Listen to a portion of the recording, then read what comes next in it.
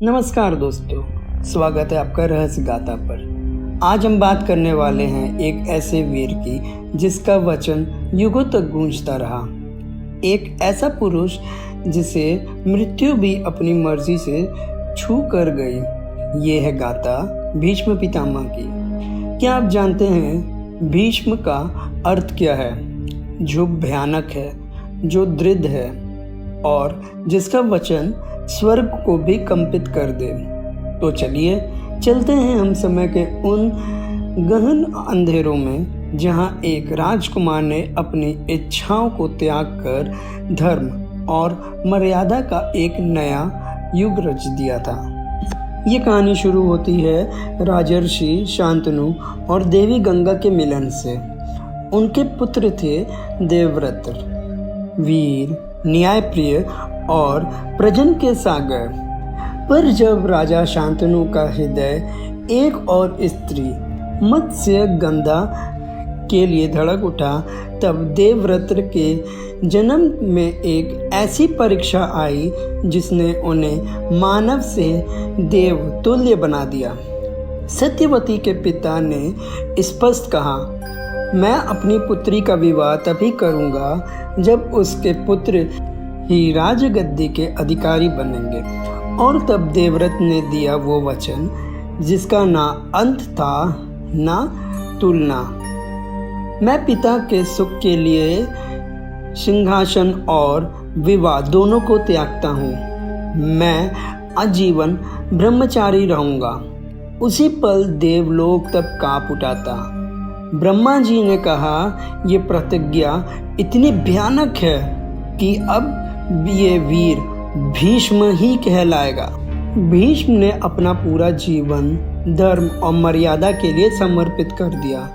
हस्तिनापुर के रक्षक, कुरुवंश के पहरेदार, उनके बिना महाभारत का इतिहास अधूरा है। उन्होंने पांडव और कौरव दोनों को पाला।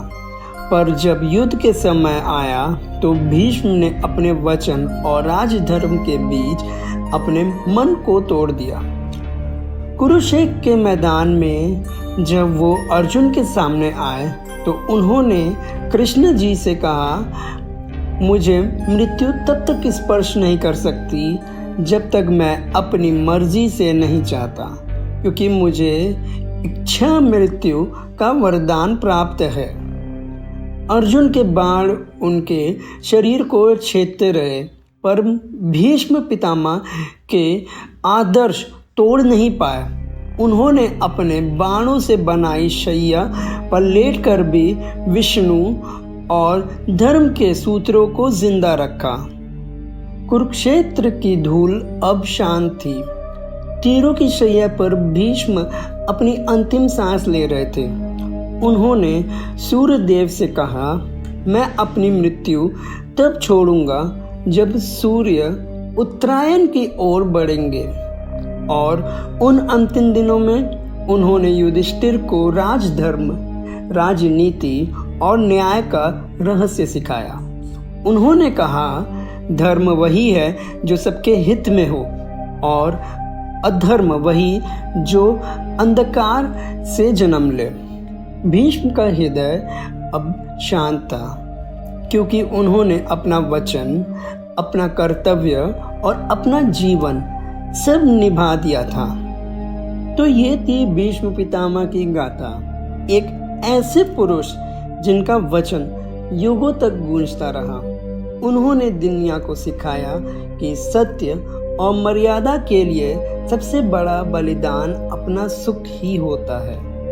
अगर आपको ये कहानी पसंद आई हो तो लाइक करिए, शेयर करिए और रहस्य गाथा के चैनल को सब्सक्राइब करना ना भूलें। अगली बार हम लेकर आएंगे एक और कहानी, एक और वीर की कहानी, एक और रहस्य भारत के इतिहास के पन्नों से ही।